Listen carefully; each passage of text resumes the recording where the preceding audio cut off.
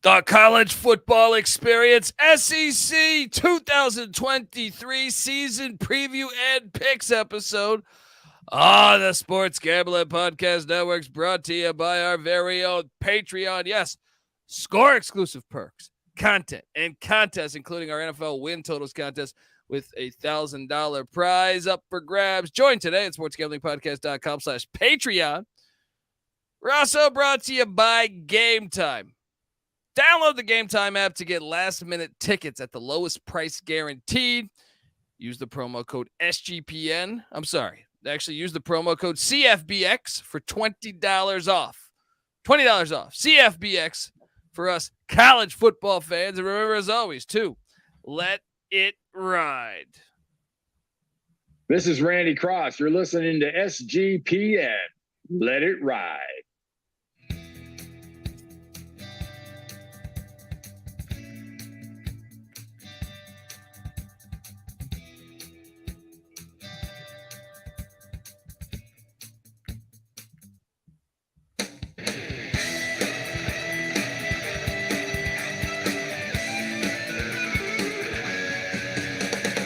Yes, yes, yes. Woo! Welcome to the College Football Experience.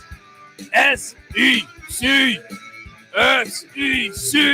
2023 season preview and picks episode. I'm excited to talk ball. I'm excited to talk about each and every team in the land, talk on their over, unders, all that good stuff. Probably wondering who the hell you're listening to. My name is Colby Swinging Dan DeBase Dan, a.k.a. Pick Dundee. That's not a pick. This is a pick.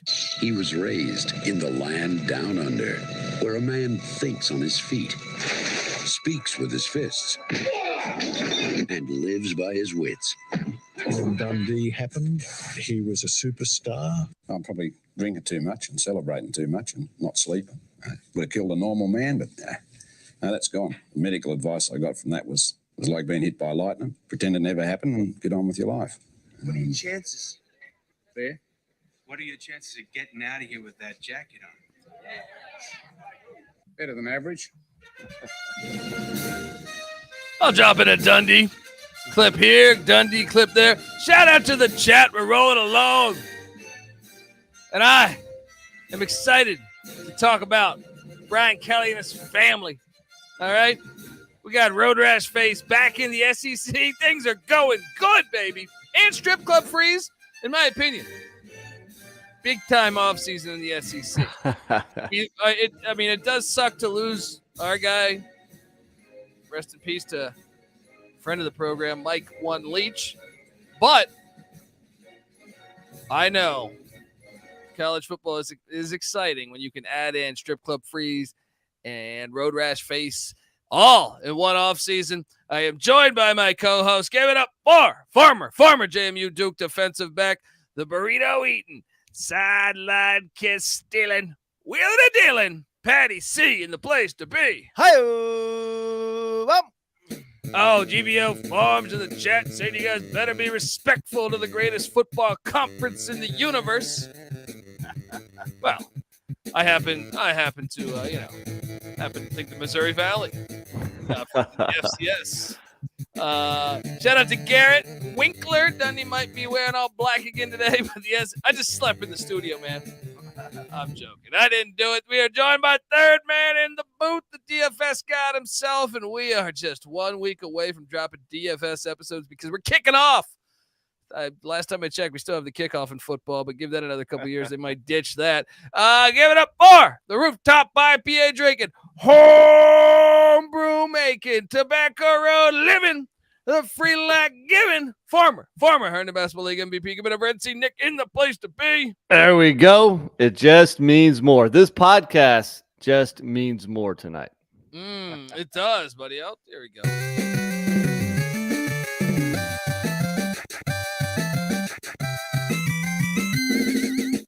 I feel like in the spirit of, giving the SEC its due, we don't dump on them super hard. Maybe we do. That's up to you guys. I just feel like maybe we give them a positive our true appraisal. You know, we have our beefs with the SEC. Obviously, tearing apart college football. I would say that's more the Big Ten, but yes, Both are responsible. Sankey and his plan. I got a plan. We're gonna make it like minor league soccer or something. European Soccer League. I read a book, a European soccer book. I just think we call it like we see it. You know, yes, the SEC is the best conference in football. It has been the best conference in football for at least a decade. But, you know, the 8-game schedule we hate. The way they protect certain teams we hate. So, yeah, well, I'll add into this. And I won't say it's all SEC, but it's about 90% of the SEC mixed with a couple schools in the Big Ten and a couple schools that will be joining the SEC and one school in California. But I would argue that all those teams that broke the rules created the imbalance. All those schools, right? And I'll throw Oregon in there too. I'll say Oregon, USC, all the ones that they say it means more. Well, also, everyone broke the fucking rules. And that's why we're in this spot where rules are made to be broken, Colby. Yeah, but come on, dude. What Ohio do I State, tell you guys? all those schools. What do I tell you guys? All those schools that were cheating are the reason why they fucked up this imbalance. We're gonna have some pro version of NFL. You know what I mean? We're gonna have some nonsense, some cockamamie stuff if we don't turn this around. But that's why you should be subscribed to the College Football Experience, because we're gonna get out in the world. We're gonna do something about it. All right? No, it says the SEC pushed the first realignment domino by grabbing Texas. No, see, I would argue that Texas in general. This is the part where Sankey's actually right. He is not a good commissioner. If Texas calls them and says, hey, we're interested, every commissioner in the fucking world would say, yes, come join, right? Because if not, you're not getting the most value out of your fucking, your conference. So I will not blame Sankey there. I will blame the University of Texas for being little bitches that are never fucking happy, all right?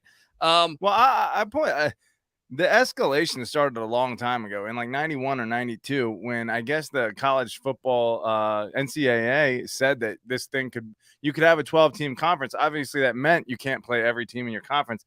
And so the conference championship game became a possibility. SEC was the first one to do it in the early 90s. Still, but I still think the TV contracts are the real devil here. Probably. Yeah. Right. TV contracts are the real devil, but also the team's cheating because it kind of created that. What kind of cheating? Paying players? Yeah. Oh, okay. Well, my point. Dude. Well, I mean, come on. I mean, recently Jeremy Pruitt's like on record being like, "Yeah, we did this at Alabama." What do you mean? The bags. I had access to cash. We're just giving it. And look, that's all great if you're an Alabama fan, but if you're wondering why the landscape of college football is drastically changing, and they're saying, "Oh, Stanford may be left out, Wake Forest might be left out, and maybe that's what you want. I don't know. But I can tell you this, the college football that we grew up on is getting torn apart, and that's part of the reason. Yeah. Well, the NFL is a lot different. The NBA is a lot different. I mean, everything's a lot different. That shit happens. Yeah. Things evolve. Things change. Garrett in the chat is right, by the way. What hasn't changed is, I keep on telling you guys this, the South is college football. So I'm excited to talk SEC. No, the Northeast is college football. They created the fucking thing. All right? They were surpassed a long time ago. All right. I love how we're just shitting on the SEC on the SEC episode. I'm not. I'm here today to defend the SEC. Damn it. Okay. That's what I'm getting. We shit on them every week. Maybe for one episode we can give them a little. I don't shit on like Vanderbilt's schedule. It's aggressive always in the non-con. Just some of the other ones you worry about. But let's get to it, folks, because I'm excited, man. I am very excited. Look, before we get to talking about the first team on the over or the under, want to tell you that the College Football Experience SEC 2023 season preview episode is brought to you by Game Time. Yes. Look, buying tickets to your favorite events shouldn't be that stressful, all right? Take the chat. I guarantee you the chat has been to some game. I think I just saw someone with a in the chat with a Wichita State logo on their thing.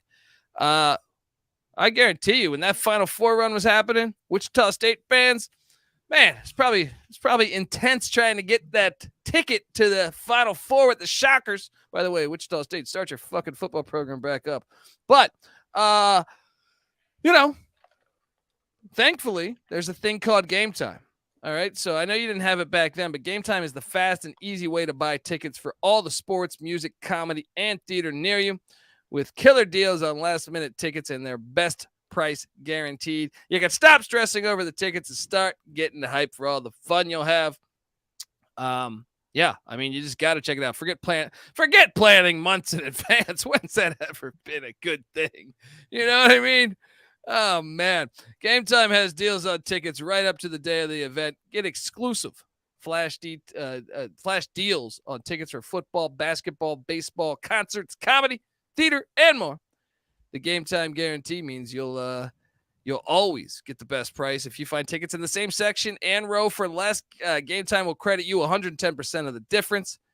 Snag the tickets without the stress with Game Time. Download the Game Time app, create an account, use the code CFBX, baby. CFBX for $20 off your first purchase. Terms apply. Once again, create an account, promo code CFBX for $20 off. Download the Game Time app today. Last minute tickets, lowest price guaranteed. All right, we are back on the college football experience. SEC 2023. Now, look, you know what? Let's talk positive about the SEC. When the cowards out there in the universe didn't want to play football during COVID, there was a one conference that really, I would say, led the way. Yeah. ACC was right behind him. But still, SEC was the first. What are you talking about? Cancel the season, right? Let's get some little bat soups going on. Okay, get out of here. All right. So I am very grateful, and look, I have been to Baton Rouge, I've been to the world's biggest cocktail party, I've been to Rocky Top, and is that all of them? No, I've been to A&M. Those are all fantastic college football experiences. So I will say right there that you do college football right. There's no doubt about that. Yes. All right, so the lowest win total is the Commodores for the 300 millionth year in a row, ever since Tulane left. 3.5 is the win total for Clark Lee, who actually, Vandy wasn't that bad last year, guys. They were not, and they actually had some pretty decent quarterback play. Both the starter and the backup put up pretty solid numbers, so maybe something to look forward to here for Vandy. Well, they beat Kentucky and Florida in the month of November alone. I'm buying in a little bit there. They won 5 games. Why is this line at 3.5? Well, especially when the non-con, you get the same Hawaii team, even though they improve throughout the year, and I do expect that game to be closer. But I expect Vandy to win. I think the line is 17.5 currently. Alabama A&M, they haven't been good since Akil Glass left. Then they're at Wake Forest, but that's only week 2 for Wake Forest. So they get the week 0 game. Week 2 for Wake Forest. Wake loses a ton of players. Then they're at UNLV. So, it wouldn't even shock me if they're 4-0 in the non-con. Now, I do have Wake winning that game, but I fully expect them to win the other 3. Patty C? Wait, I think Vandy has considerably closed that gap on Wake, but I think Wake was way ahead of them, obviously. So Wake beat their ass last year. Yeah, I think 1-3 or 3-1 rather is probably what you're looking at. Wouldn't shock me if they were 4-0, but no, I'm it wouldn't. 3-1. Yeah, what are you doing here, NC? Yeah, same thing. I'm with you guys, but that at Wake Forest game, it's not like that's a surefire slam dunk loss. They could win that, but Wake almost lost to Liberty at home last year. Yeah, exactly. And so even if they go 3-1 out of conference, that just means you just need one conference win. Now, there's been many of seasons where Vanderbilt goes goose egg in the SEC, like in 2021, for example. But Vandy's getting better. They're going to win a conference game. Who is at least one, if not multiple ones. Barton Simmons, the old cover 3 guy. Yeah, Barton Simmons. 24/7 guy. Yeah. Interesting little staff makeup. General manager over there. I think he played safety in the Ivy League too, if memory serves me correct. But guys, well, I think they got to do it before the bye week. All right. They got to do it before the bye week, in my opinion. So let's talk. We talk non-con. 3-1. We all have 3-1 in the non-con? Yeah. All right. Then they're home they start conference play. Home to Kentucky, home to Missouri, at the Swamp Ass, and then home to Georgia. They're probably not going to win at the Swamp. Georgia, let's not even talk about that game. But I think it's possible that they could get either Kentucky or Missouri. I say they do get one of those games, both at home. Yeah. Sign me up. They lost by 3 at Missouri last year. They won by 3 at Kentucky last year. I say 1-1 is very possible. And then you're on your over. We're done with this episode. No, I'm joking. They get a bye week, and then the second batch is at Ole Miss, home to Auburn, at South Carolina, a bye week, and then they head to Neyland Stadium to take on the Tennessee Volunteers. They're probably 0-4 there, right? But that's not a sure it's thing. possible that they could beat Auburn or Ole Miss. Getting Ole Miss and Auburn from the West is good. Is nice. Yeah. Garrett in the chat saying Tulane has more SEC championships than Mississippi State, Arkansas, Missouri, South Carolina, A&M, and Vandy combined. Damn. Green wave, baby. ACC should grab that and use that stat. That's why the Pac-12, the Pac-4 should jump on that. Give me a win in that last stretch, and Vandy's at 4-8. I mean, 1 win less than last year. They could get up to 5 or so. Yeah, I'm on the over. I think they're gonna go 4-8. 4-8. They got absolutely routed by Tennessee 56-0 last year.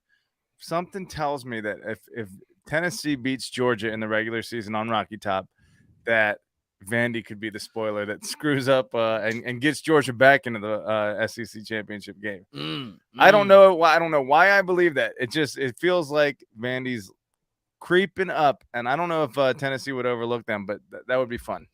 If so, Vandy fans will be dancing on the ceiling. Shout out to Dick Gertzberger, who's looking for a Lionel Richie reference. Let's go.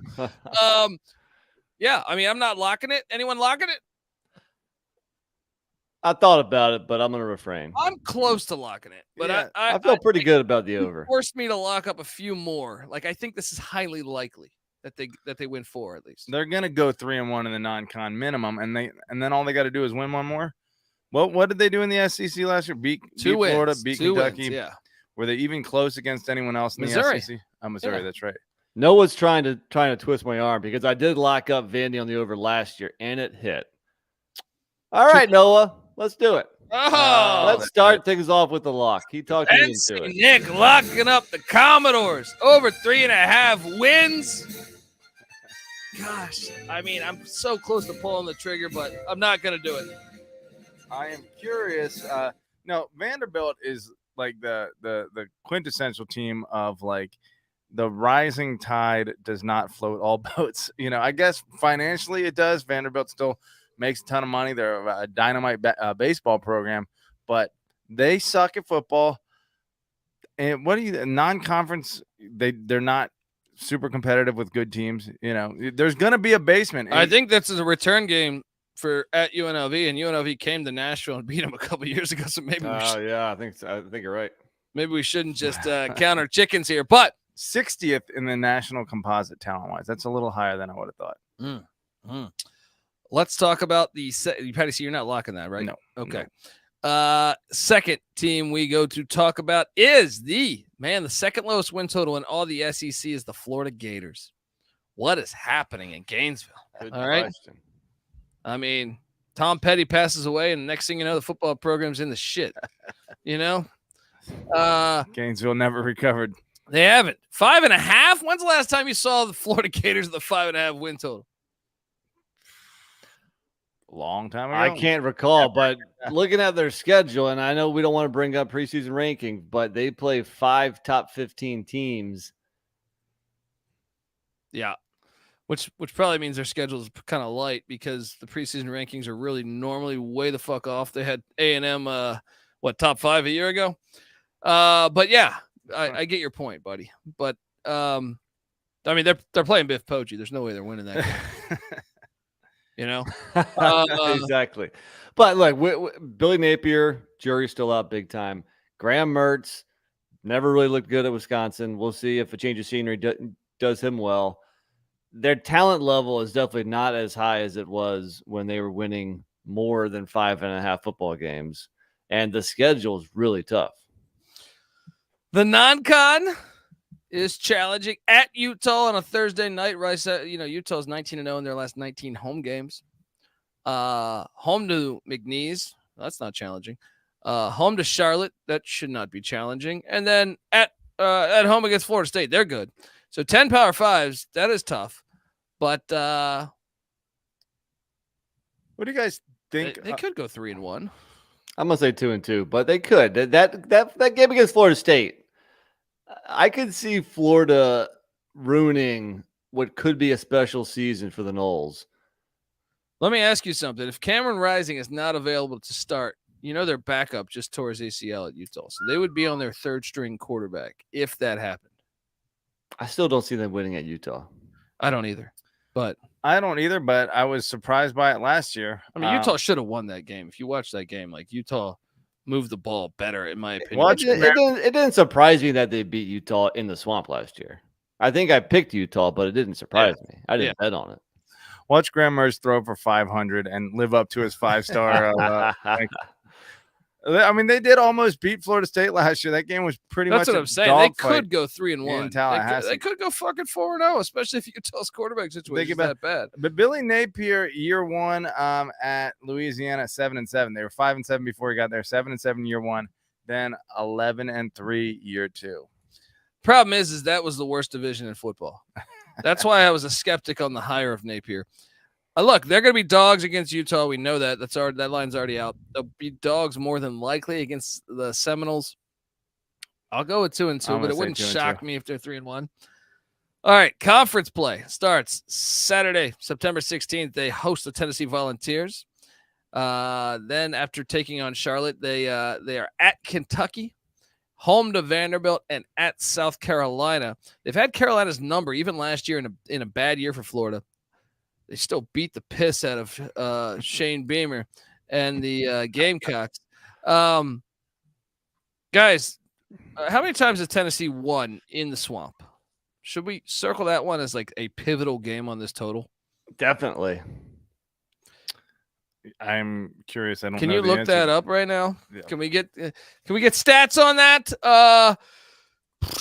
My first thought is they're definitely going to lose at Kentucky. I don't think they win at Kentucky, but I'm going to go 2-2 again. I want to have them dropping the Tennessee game, but Florida's going to win some games at home. they could beat South Carolina. South Carolina lost everybody in the portal. Well, I have them losing to Tennessee and Kentucky, so I have them beating South Carolina.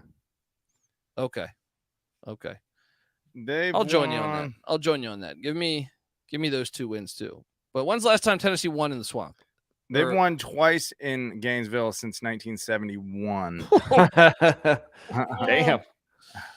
That was 2001 and 2003. I think Tennessee's better than Florida. They weren't that much better last year. 5 points.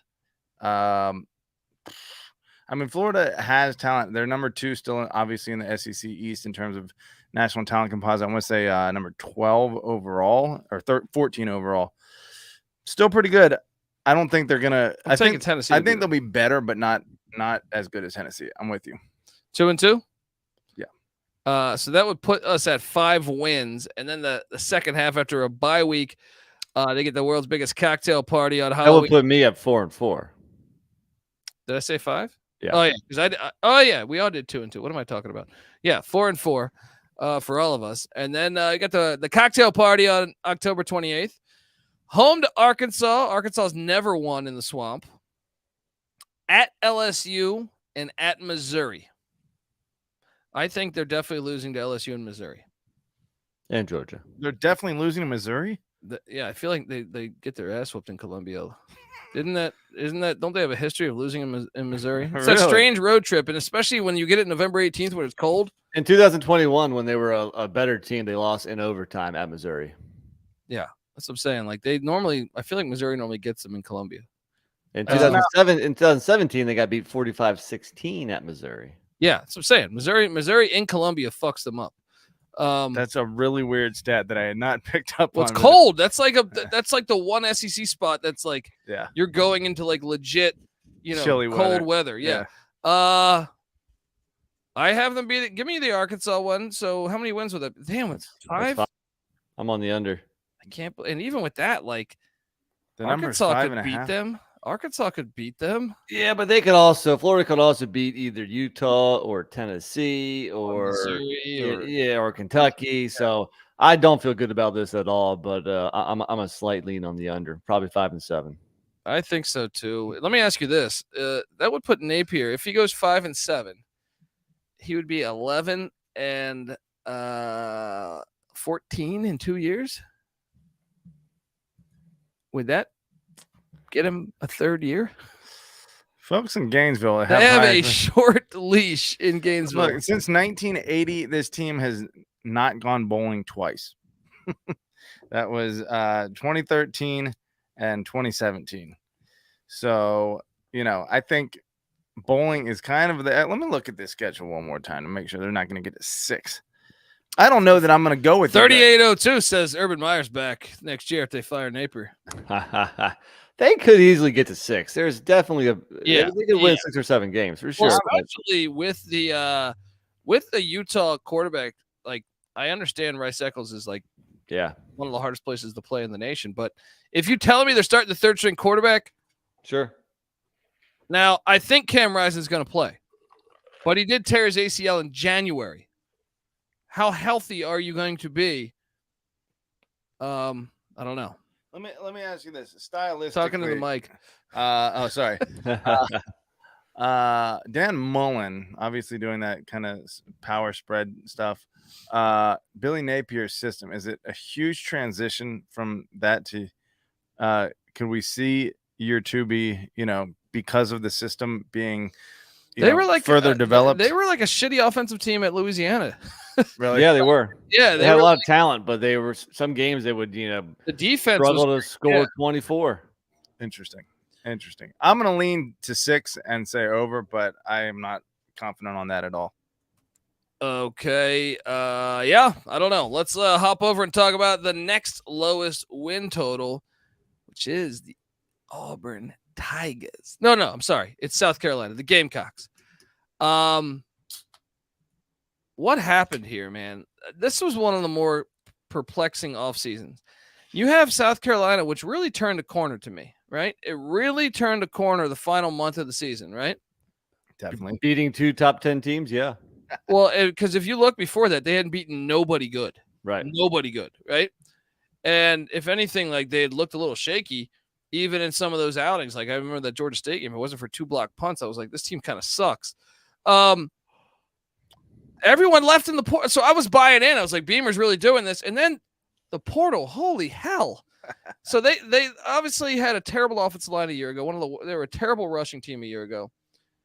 They lose some of their defensive players. I think defensive backs go to the NFL. But guys, let's talk about who was lost on this team, because Jaheim Bell, their star tight end, goes to Florida State. Their backup, Austin Stogner, who we've seen him be good at Oklahoma before, bounced back to Oklahoma, right? Their offensive coordinator, Satterfield, heads out for Nebraska and Matt Rule, right? Then Marshawn Lloyd, their 4-star running back, who was, I thought, pretty damn good. He goes to USC, right? You said Jaheim Bell transferred too? Yeah, Florida State. So their top 2 rushers. Yeah, and then Corey Rucker also bounces back to Arkansas State at the wide receiver spot. But then the defensive side of the ball, brutal. Jordan Birch at the defensive end spot and Gilbert Edmond. Birch heads to Oregon. Edmond heads to Florida State. This team got destroyed in the fucking portal, like absolutely destroyed in the portal. And I'm just very reluctant to believe you can just replace those. They were a terrible defense a year ago. If you dive into the analytics from a year ago, they couldn't run the ball and they were a terrible defense. Well, how are they going to be better this year? Considering those losses, I don't know. And I can tell you this, I know we're going to go deep into the schedule in a second here. I would lean under just based on how much production lost. Nick, what do you make of them? Yeah, they're it's kind of crazy. I don't know if they don't have as much NIL money as some other schools, and that's why they lost some of those players. But you would think ending the season like they did, ending the regular season, that would bring a ton of momentum into the next year. But the wind is taken out of their sails with all these guys transferring out. Yeah, and I mean, I don't know, man. Like, if you look at their wins last year, they beat Georgia State. Like I said, they ended up winning by 21. So Georgia State wasn't good though. Charlotte, who was fucking terrible, right? South Carolina State, who was not good, FCS. Kentucky, but without Will Levis, right? A&M, who was 5-7, they won by 6. the Vanderbilt game, 5-7 team, and then magically they pull off 2 gigantic upsets against Tennessee and Clemson. I just recently watched that Clemson game, and if Clemson doesn't get crazy on a kick return, I don't know that they would have won that game. But Even either to be way, competitive against Clemson's impressive. yeah. But either way, I think this year's schedule is much harder. So I will lean under, and I'll tell you, let's break down the non-con because, like I said, a year ago they had. So the non-con a year ago was Georgia State, Charlotte, South Carolina State, and Clemson. Right. Well, guess what? Clemson's still on the schedule, but they also have North Carolina in Charlotte, where the Tar Heels are a 3-point favorite currently. And don't forget about that Jacksonville State game. Wait, I want to mention too. Don't forget about True. Furman. Furman's Okay. preseason top 10 FCS school. Yeah. Watch out. And its little brother the week before Georgia. And November 4th, Rich Rodriguez and Jack. This schedule's way harder this year, in my opinion. So the non-con. Last year it was Georgia State, Charlotte, South Carolina State, and Clemson. And Clemson in the non-con. This year it's Clemson, North Carolina, Furman, who would probably beat South Carolina State. Furman was an FCS playoff team last year, and they're loaded this year. They are loaded this Although year. South Carolina State had won the Celebration. Well, the year before, but last year they weren't that good. Okay. And then Jacksonville State with Rich Rodriguez on November 4th, where he'll be almost into his 3rd year. You would think they'd be better than Charlotte. Charlotte lost to William & Mary by double digits at home last year. It was like 21-point loss or 18-point loss, something crazy like that. That's a harder game for sure. I got them going 2-2 in the non-con. I'm gonna say 3-1. I have them beating UNC and taking care of Furman and Jacksonville State. Those games do kind of scare me though. But yeah, I think Clemson gets revenge from last year, 3-1. I had them beating North Carolina until I previewed them. The preview episode's not out yet, but it'll be out in the next 2 days. When I previewed them and dove into the roster, I'm like, North Carolina's team is better, in my opinion, than South Carolina's. So North Carolina always finds a way to lose. True. But I got them going 2-2. Patty? I'm going to say 3-1 as well. I think, I could be wrong about Drake May. He might be a great quarterback. I just see more talent from Spencer Rattler. I think that'll show in the game. Than Drake May? Yes. What? More talent? Yes. I see more. I think he's a better quarterback than. I've seen Drake May. The thing about Drake May that surprised me that made Drake May? Yes.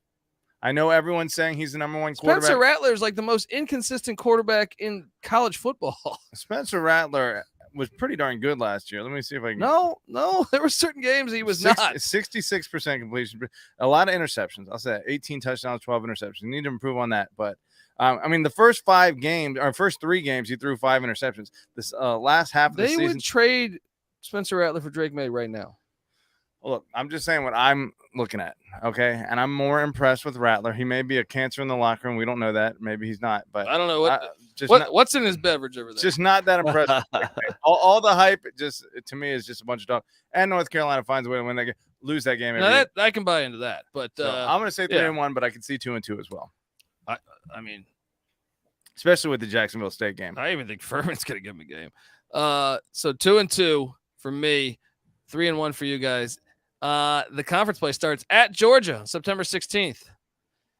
Home to Mississippi State. Now, look, originally when I saw that they were playing Mississippi State, I was like, oh, fantastic. That's a good draw for them. They don't play Bama, LSU, or A&M. And then the more I thought about it, I was like, Mississippi State, if you're a Mississippi State fan, you got them in the perfect spot because they're coming back from the body blow of Georgia, and then they're about to go to Neyland. So I actually think this is more of a 50-50 game than people think. Tough stretch. Now, they do play A&M, though. You misspoke. No, they get A&M every year, my point. Yeah. My point is no LSU, no Alabama. So you would think, okay, well, that's good. I'll take them to beat Mississippi State, just because it's in Bryce. If it's I actually think Mississippi State's a better roster than South Carolina. But it's at Bryce. Can we all agree that they're not winning at Georgia or at Tennessee? So in this Tennessee is going to destroy them because of they ran it up last year on Tennessee. So in this 4-game stretch, the 2 home games are Mississippi State, Florida. I say they get one of those 1-3.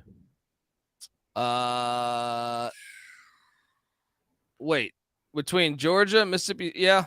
Yeah. Georgia. Yeah, I got them Mississippi, 1-3. Tennessee and Florida. Yeah. Yeah, I'll say 1-3. So I'm 4-4 overall. I'm 3-5. And then at Missouri, which they never win at Missouri. That's another one. Go look at the history of them at Missouri.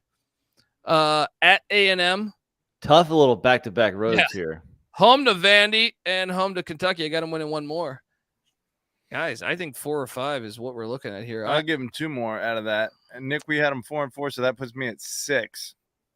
That stretch, I'm only going to give them 1, I guess. 1 or 2. So, I don't see 7 wins on the schedule. I don't think they can replicate what they did last year, beating those top teams. So I think your ceiling is kind of 6-6. And I think 5 is definitely more likely than 7. I'm not locking it, though. Colby is? I am locking up the under.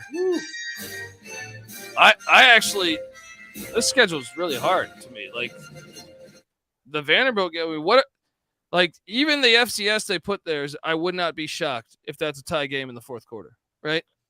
And I don't know, man. I just feel like besides that, where they're a clear favorite, every other game is going to be a grind.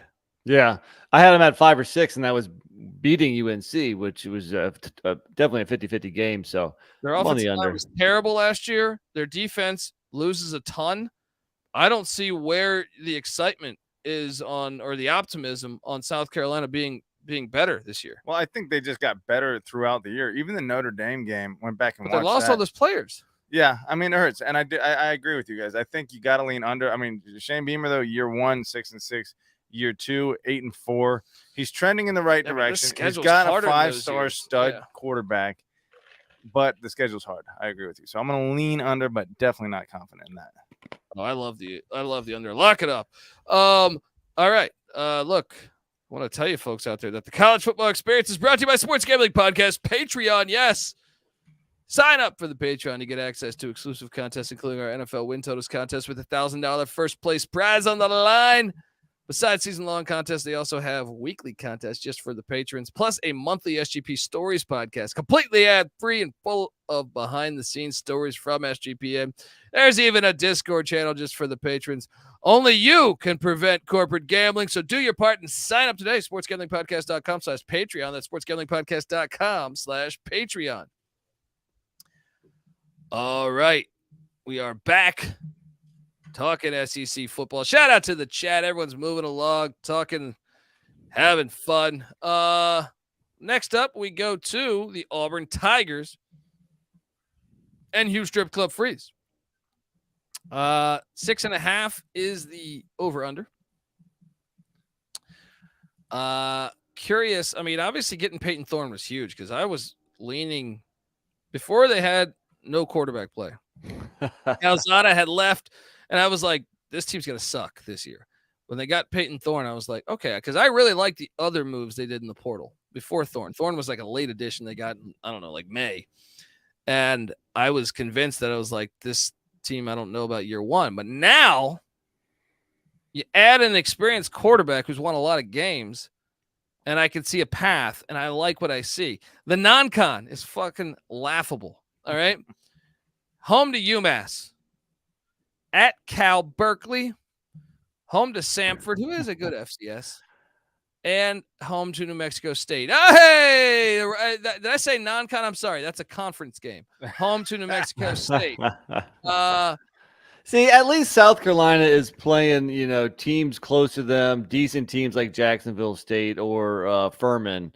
UMass, New Mexico State. Cal. I mean, Samford is close to him, okay. But, hey, no, Cal, at least they're going at Cal. This is what I'm saying. This is why we get frustrated with the SEC at times. Yeah. It's like, especially because the New Mexico State game's on November 18th. You're like, what the hell's going on here? All right. They should go 4-0, but I think that Cal game is going to be sneaky. Think about this: if they played 9 conference games and Cal was their 9th Power 5 conference game, they're 10th, you mean? Well, 9th, because they only play 8, right? Yeah. So if Cal was their 9th, their 3 non-conference games would be UMass at home, Samford at home, and New Mexico State at home. No, that's pathetic. That is the worst. Yeah. Good point. Fucking terrible. Yeah, it's really bad. So do they win at Cal? I mean, it's a tough one. I kind of wanted to give it to Cal, but I mean, Cal's been very average the last 5 years. This is a good game. It is a good game, and it's a late fun game. kick. It is a late kick, but I'm gonna say 4-0. I think you got to say 4-0, even though I think they could lose at Cal. Easily lose at Cal. I told you, Ole Miss and Tennessee, the last two SEC teams that played on the road at Cal, lost. Yep. But I mean, Auburn, what have they been the last year? I feel like they've really struggled, right? They were 5-7 last year. 6-5, 6-7, 5-7. They're a pretty average team lately. Sounds kind of like Cal's records. Yeah. But the point is, why are we giving it to Cal then? I mean, the game's all the way across the country at Cal. We know how much trouble SEC teams have traveling. All right. You want to sign up for this? What do you got for me? Do you want to sign up for it? Do you want to take the Do Golden I want Bears? to take Cal? Yeah, give me Cal. Give me fucking California. I can't find my hippie Olympics. But anyway, 3-1. I might join you on that. Because Again, I'm repping the SEC. Good, sometimes maybe shit. Nick waving the flag. I'll say 4-0. Then conference play starts at A&M, home to Georgia, back-to-back. Things heat up quickly. We go from UMass and Samford to at A&M and home to Georgia, and then at LSU. Well, they get a bye week before LSU. And then home to Ole Miss. Yes, they finally ease up against a pretty damn good Ole Miss team. I said I'm taking Cal, buddy. Patty C just swayed me. So 3-1, and then they could win at A&M. I mean, I don't know what to expect out of Texas A&M. There's a win in there. There's probably a win. No, they're beating Ole Miss for sure. I think that's the one win in that stretch. They'll be competitive in every game except Georgia, I think. Is there going to be some Hugh Freeze magic? Are they going to catch an upset somewhere? Oh, I got an upset somewhere. It's I think I know. Then after that, they are home to Mississippi State, at Vanderbilt. Those should be 2 wins. So that would put me at 6 right there. Then at Arkansas, which that's like a true 50-50 game to me. Home to New Mexico State. Then you're on your over. Alabama in Auburn, Alabama, at Jordan Hare. He's Strip Club Freeze he's had a knack for knocking off Saban. They're winning another game. I actually think this team could win they could be 8-4 this year. The schedule's right. I mean, there's definitely that tough stretch in the middle. And then obviously it ends with Alabama, but Auburn plays Alabama well at home. So I'm on the over 2, guys. I think LSU won the SEC West last year. They only lost to them by 4. I'm logging this over. Strip Club Freeze. Ooh. Hold on. So what if things don't go quite as planned? What if they only go 3-1 in the non-con? What if they lose 4 in a row in that stretch right there? 3-1 in the non-con, but I know. But they lose 4 in a row in that stretch, and then they only win 2. How many is that? Wait, hold on. So what are you saying? 5? What are you talking about? So they beat the wins are UMass 5 and 7. They lose to Cal, UMass, Samford, and you say they go 0-4 to A&M, Georgia, LSU, and Ole Miss. It's not unheard of. They're all top 20 or top 25 preseason teams. They'll get and then they lose at Arkansas, and they lose one more game, Mississippi State. Or even if they beat Mississippi State, that's 6. So there's a chance they only win 5 or 6 games. But I'm with you. I think they win at least 7. Give me the over. Lock it? No. I'm locking it. I love the over here. Let's go, Patty. Really? Yeah. You're locking over 6.5? I am. I feel like you got to give Strip Club Freeze a little more time to get it going before you. I mean, the easy non-conference. They killed it in the portal. They went out and signed. They got Auburn money. They went out and got all this talent. They have a lot of talent. That's true, and he's the type of guy that can take advantage of it. Put the ball in his playmakers' hands. I lean slight over, but I don't feel good about it at all. Wow. Okay. All right. You guys want to be cowards? Be cowards. All right. Next up, let's talk about Hail State. They're one of the more interesting teams. I know NC Nick talked about Wisconsin's going to be must watch last night. I would argue that Mississippi State and A&M, 2 teams in the SEC where you're just kind of wondering, obviously, Kevin Barbay comes in from Appalachian State. They're ditching the air raid. Zach Arnett, former defensive coordinator, now the head coach. I can tell you this: the non-con is Southeast Louisiana. Hey, watch out! They're an FCS playoff team a year ago. The Arizona Wildcats, but that's in Starkville. All of their non-con games are in Starkville. A random October game, home against Western Michigan. And then the November 18th game, tricky, right before the Egg Bowl. I love this schedule here. Southern Miss, watch out. Watch out. Now, they should go 4-0. They'll be favored in all 4. Yeah, they should, but I mean, maybe they drop one to Arizona or Southern Miss. I think it's Southern Miss. If they get got, it's going to be Southern Miss. It's not going to be Arizona. I'll say 4-0, but I agree that Southern Miss game is very interesting. Western Michigan in Starkville would be a major upset. Obviously, They're bringing in a brand new head coach too. I just don't think Arizona's dangerous. You can't overlook what Jed Fish has done. And a new if coach. If it was in the desert, I would say okay. But I think that game's a must watch for their season. But you're right. Southern Miss has been quite chippy lately. But I'll give them, I think, 3-1. Is that what you guys? I said 4-0. You said 4-0? Yeah, I said 4-0. I'll say 3-1. I don't know. They're not on the road. Any of those. They're places. pretty damn talented. They're in the That's what I'm top saying. 25 talent. Yeah, 3.5. Can I hedge for a second? You do whatever you got to do over there, buddy. All right? I'm gonna say 3, but it's really 3.5. One thing that concerns me is only 4 starters return on defense, and actually Zach Ardette's done a really good job with that defense. You know, Mississippi State, Mike Leach, everybody thinks all offense, but they've had a really strong defense the last few years.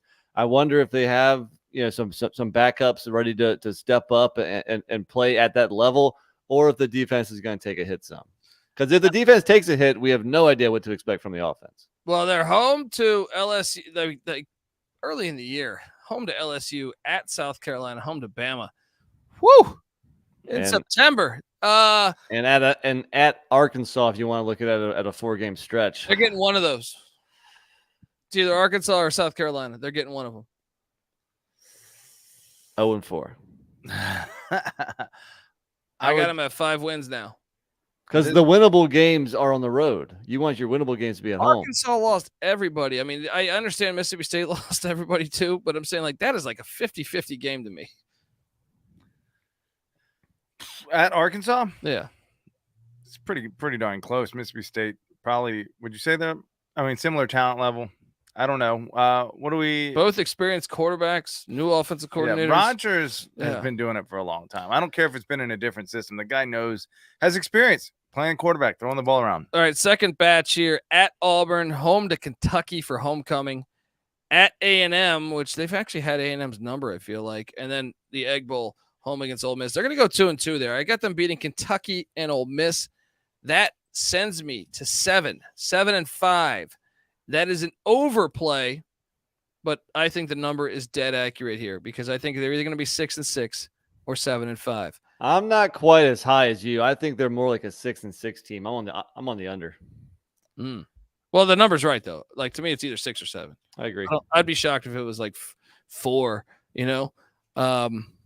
I think they're 3-5 in their first 8, and then I do have them getting probably 2 of their last 4. I think they might be a 5-7 team. Buddy, we did the preview. You took the over. Really? Well, I'm looking at change. Yeah, that's right. Was that a week ago? Look, we got Air Force. They're 7-5. Hey, this guy's got the audacity to talk about that. You got Rick Baum coming. Oh, called him out. There, yeah. But this guy goes from a 9-win season to a 6-win season. No. That's fair because that was the first ever. That was on June 10th, right? Oh, everything's changed. Yes, because I interviewed Troy 2 Calhoun, months. and Calhoun was like, "My team sucks ass." Yeah. So that is a very easy play, buddy. All I gotta say is, look, you look at it a little differently. Maybe they're 6. Maybe they get to 6. I don't know. Talking to you, ringing that cowbell the whole right time. Here. You want it? Ring it. Maybe I'll go over. You get those juices flowing. Hail State. Too many question marks. I'm gonna lean under. Nope. Next up, we jump over to the Missouri Tigers. We Tigers. They just landed a huge recruit the other day.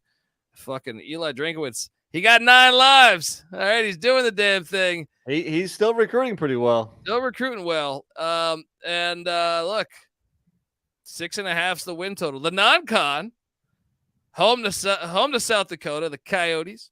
Home to Rick Stockstill and the Middle Tennessee Blue Raiders, who actually I think might have beat Missouri the last time they played them. Home to Kansas State in a possible revenge match and legendary Big 8 old rivalry. And then a filthy game at the Dome, whatever they're calling this roller rink in St. Louis against Memphis. Folks, they could go 4-0 in the non-con. They could go 4-0 in the non-con. That's actually what I have. I remember doing the Missouri preview with you, Colby. I think I rode with you on the upset against K-State. Yeah. I mean, Columbia is a tough place to play. Now, I don't feel great about a 4-0 record. Yeah. But It's either going to be 3-1 or 4-0. Yeah, definitely. South Dakota, Middle Tennessee, Kansas State, and then Memphis. 3-1. I'll say 3-1. I'll say 4-0. Let's go, Nick. All right. Now they come out of that and they get their first 4 SEC games at Vanderbilt, home to LSU, at Kentucky, and home to South Carolina. I'll be honest. I think all of them are winnable. Getting LSU on the second end of a back-to-back away on that far road trip, I kind of think they're on the same level than Kentucky. I think they will beat South Carolina because South Carolina never wins in Columbia, and they should beat Vanderbilt, but I guess they could lose that too. Give me let's have a little fun here. 3-1. I'm gonna go 2-2, but it's not the 2-2 you think. I'm gonna have them dropping that game to Vandy. I think they're 4-0 out of conference. They're thinking their shit don't stink, and they're a little too overconfident with LSU the game after that. But I had them rebounding to that with that loss at Vandy and beating LSU, and then splitting the Kentucky and South Carolina game. So I'm 2-2 in that. That is not the way I thought you were going to have that play out. Lose to Vandy, beat LSU. Let's have some fun. I guarantee you this: Missouri is going to either beat LSU or Tennessee at home this year. They're going to be 7-1, and college football, you know, the rankings are coming out. They're going to have Missouri number 1 in the nation. I'm 6-2. I got 4-4. Wow. No. I have 5-3. 5-3. Okay.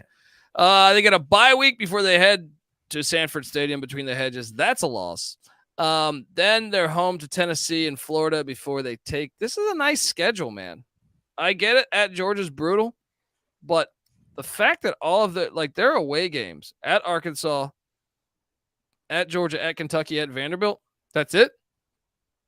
Dude, this is a lock. Give me in that stretch of 4 games. I only had them beating Florida at home.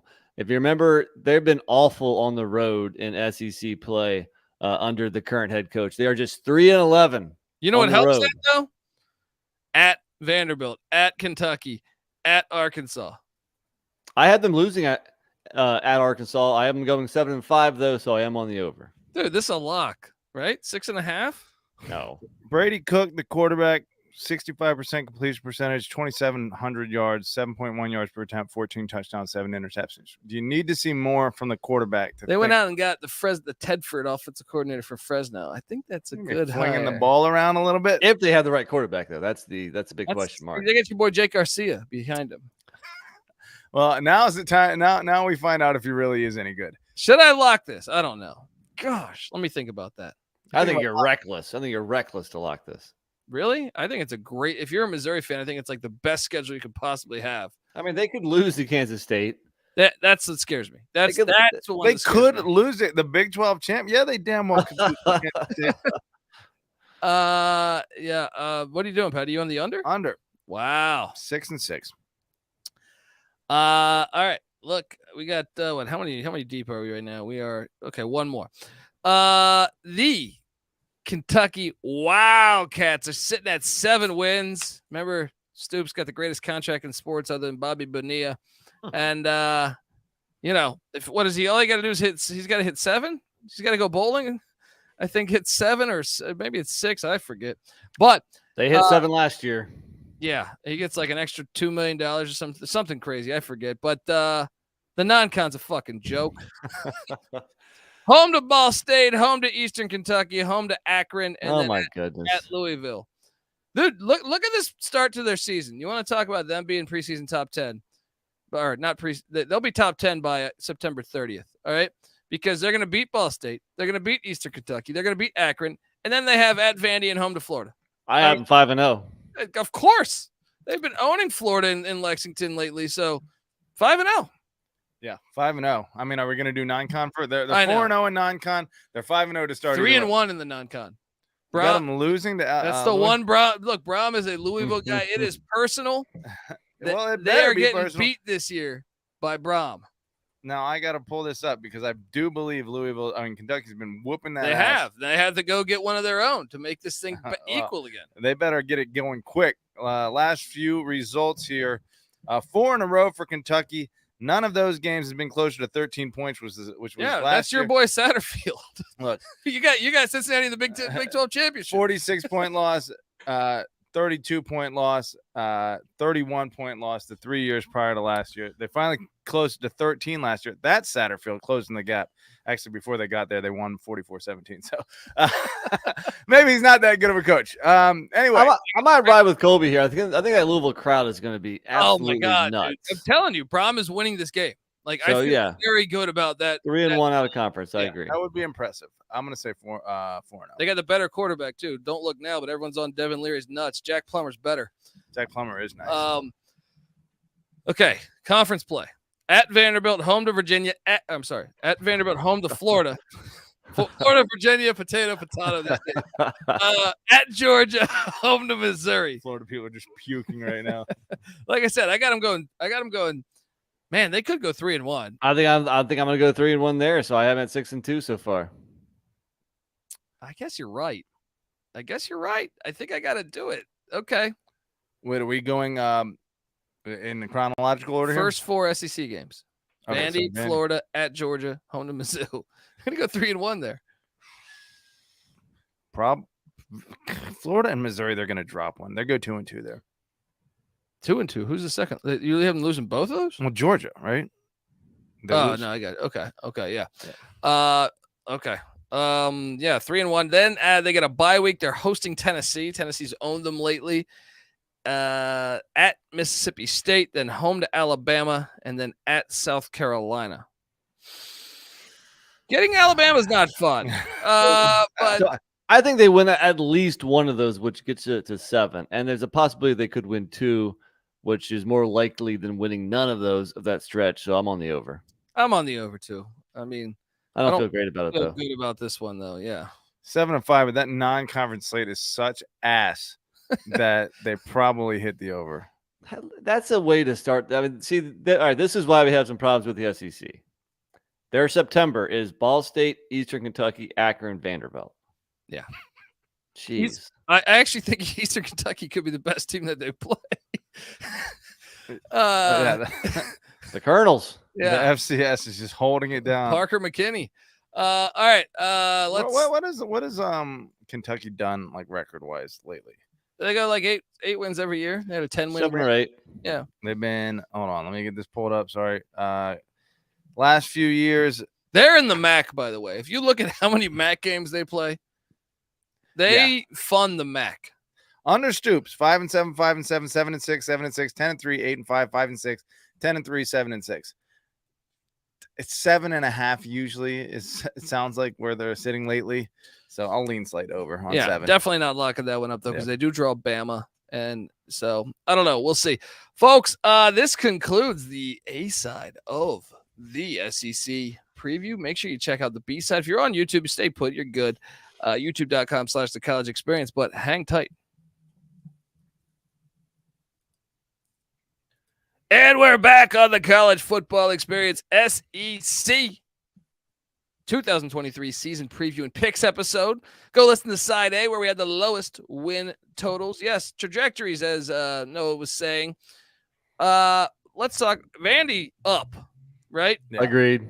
Yeah, they're building that. Florida down. Yeah. Agreed. Missouri I Flat. put down, but I mean I didn't see they just landed a big time recruit, so maybe I'm gonna have to eat shit on this one. This is a huge year for Missouri. Yeah. I said flat. Yeah, I think I'll change mine. I'm going to say flat. All right. South Carolina, I put flat. I think Beamer's building it. What do you guys think about Beamer? Is he a legit coach or has he just gotten lucky? No one knows shit about me. It's hard to tell, man. Yeah. I don't know. Like it's really hard to tell. I put up just off of those 2 top 10 wins in last November. I was going to, and then the whole team left. Yeah. So I'm gonna stay up for now, but again, another huge year for an SEC coach in South Carolina. What about Kentucky? I put us up because if you keep building 8, 9, 10 win seasons, you're really building the culture there. They're no longer a basketball school; they're a football school. I put flat because it's like every year there's 7 or 8 wins. Still, you do that for a long enough time. Exactly. They're working against so much bad history. You're working. You do that for a long enough time, and they expect winning seasons. I see your case, but I need to see them take the next step. Auburn is for sure up because Yeah. the shoe fits with strip Auburn's club freeze. flat all right? until he does it to me. He's But going to coach from a strip club this season. Yeah, Look, because that could be. I mean, that could go the wrong way also. So I agree. Let me see a nice year one where they at least go bowling, and then I'm on finally board. got their guy. They're probably They're going finally up. got their guy. He just stole a 5-star from Bama. This is perfect to fuck with Alabama. All right. Mississippi State, unfortunately, I had to put down just because Yeah, Coach Leach situation. it's But hard to replace an excellent head coach. There's only so many excellent head coaches out there. You know, that's the opposite of Vanderbilt, whereas like that rising tide did kind of float that boat. I think Mississippi State has come up with the SEC. You know, their talent levels in the 20s. I didn't think it was ever on that level before. Yeah, they were back in the 90s. They were asked. Dude. Yeah. Anyway, next up, let's jump on over and talk about. By the way, like I said, we covered all those teams and their trajectories inside A. So go listen to the part 1 of this exercise. Are we exercising? Yeah. Patty C's doing those 12-ounce curls. All right, next up we have the Ole Miss Rebels. Lane Train, Lane Kiffin. Oh man, I mean, they were the most counterfeit team last year, but they still ended up being like having. Remember, we projected, dude. We nailed Syracuse and Ole Miss perfectly. I had Syracuse starting off 6-0 last year. I feel like Ole Miss was similar, where it's like you knew the schedule was very easy last year, and you're like, they're not going to get tested until late in the year, and then they'll lose all those games. They started 7-0. Ole Miss did, and then lost. And they should have lost to Kentucky. Levis fumbles. But then they beat A&M in the game I was at. I mean, it's hard to make. Did they beat one team with a winning record? Kentucky. That's it, and they shouldn't have won that game. A lot of returning starters. Right. 16 returning starters. No, I think the team is talented. I just want to see them win some big games.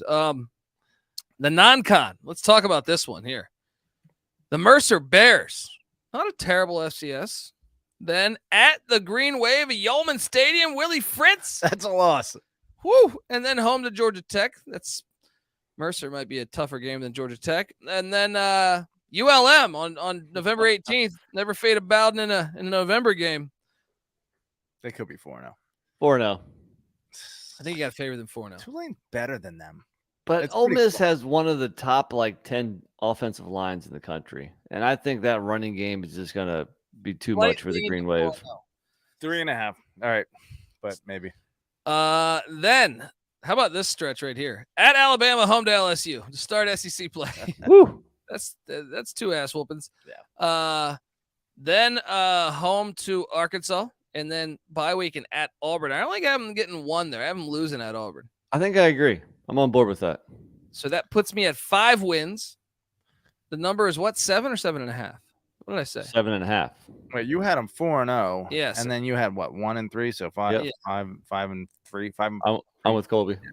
5-3. Then they're home to Vandy, 6-3. Home to A&M. Now this is the one that's tricky because if A&M's experiment blows up, then that's going to be a win. But if it's A&M as good as we think it's going to be, that's going to be a loss. And it's not really kind to get A&M and Georgia back to back. I'll have them losing both. But they beat ULM, and I have them losing the Egg Bowl. So wait, how many wins do I have? 5, 6, 7.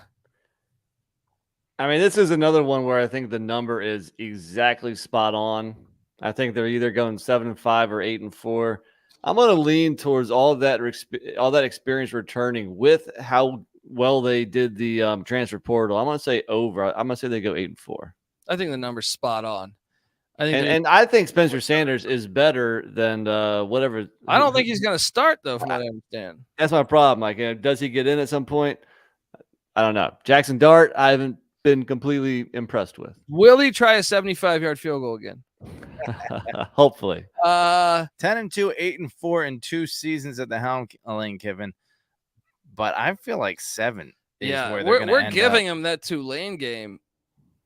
I don't know. I'm going to go under. I don't feel good about it. I think it's between the non-conference. If I give them 3.5 there, in the first 4, Alabama, LSU, Arkansas, and Auburn. I mean, they could lose all of those. I feel you like know what I mean. Like 1.5. Those there. Arkansas games have been fucking insane lately. I have no idea who's winning that Puts them game. at 6. Anyone that tells you they have any idea who's winning the Arkansas Ole Miss game is a liar. All right, like those games have been fucking insane. Yeah, flip a coin on the Yeah. over/under here. I'm gonna lean under them. I'm leaning under too, but I do think the numbers Wrong. I'm wrong. Yeah. Now we jump over and talk about the Texas A&M. The Arkansas Razorbacks. Wow, almost forgot them. The Razorbacks. Rocket Sanders, damn good player. KJ Jefferson, damn good player. But damn if they didn't lose a ton of players in the portal. They also brought in a ton of players. They got a brand new offensive coordinator, Dan Enos. They got a brand new defensive coordinator. I mean, it's just. But I love me some pulled pork Pittman. It's my favorite guy. You know. And by the way, I know we got to load up next week's our Royal Rumbles ranking into our locks. But pulled pork Pittman, is he the favorite in the SEC? He might just be a fat slob that can't fight at all. He's an offensive line. He's powerful, man. I'd like to see you say that to his face. Yeah, he probably. Let's just say I wouldn't want to get in between him and a plate of ribs. All right.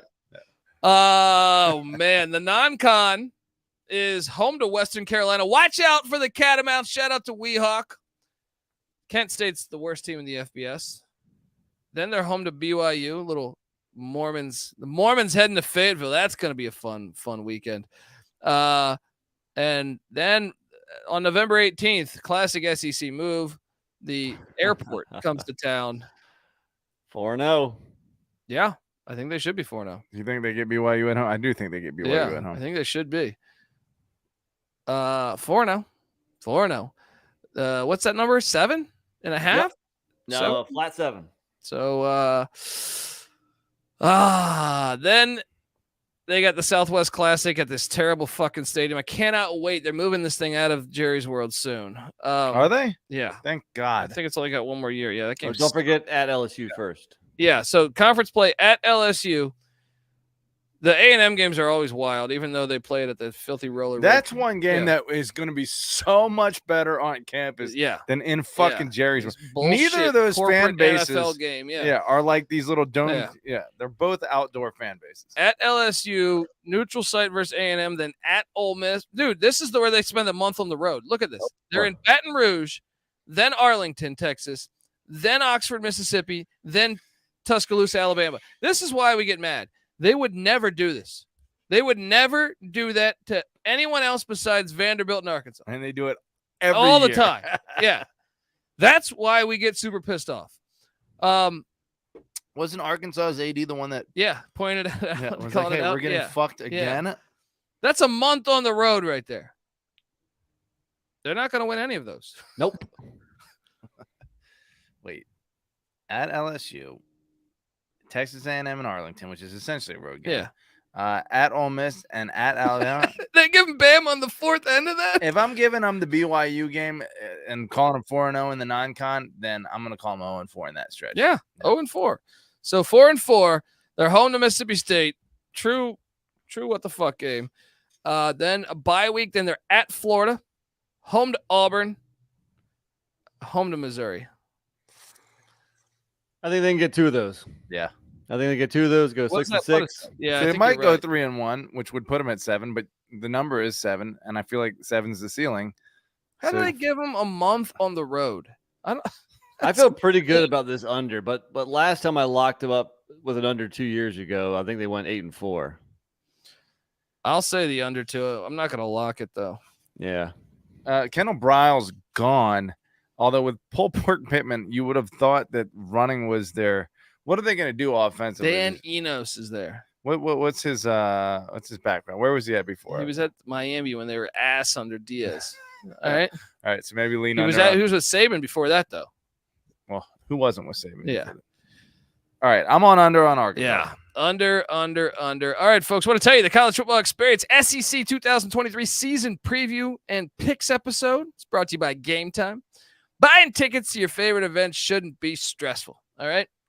I remember I was catching a college basketball game in Dayton, and I feel like we were sitting there saying, damn it, these tickets, they're really good. Remember that year they were really good? They probably would have won the national championship, and then some bat soup happened. China. Yeah. Man, that's tough if you're a Dayton Flyer fan. But yeah, tickets. We were already flying there, planning to go to the game, and then realized, man, we got to get tickets, and this thing is a packed house. So barely got the tickets before the game. Tickets shouldn't be that stressful. All right. Game Time's a fast and easy way to buy tickets for all the sports, music, comedy, and theater near you. With killer deals on last-minute tickets and best price guarantee, you can stop stressing over tickets and start getting hype for the fun you'll have at the event. Folks, forget planning months in advance. Game Time has deals on tickets right up to the day of the event. Get exclusive flash deals on tickets for football, basketball, baseball, concerts, comedy, theater, and more. And the Game Time guarantee. That means you'll always have the best price. If you find tickets in the same section and row for less, Game Time will credit you 110% of the difference. Snag the tickets without the stress with Game Time. Download the Game Time app, create an account, use the code CFBX, baby, for $20 off your first purchase. Once again, terms apply. Again, redeem or create an account, then redeem the code CFBX for $20 off. Download the Game Time app. Last minute tickets, lowest price guaranteed. All right. We are back on the college football experience SEC preview.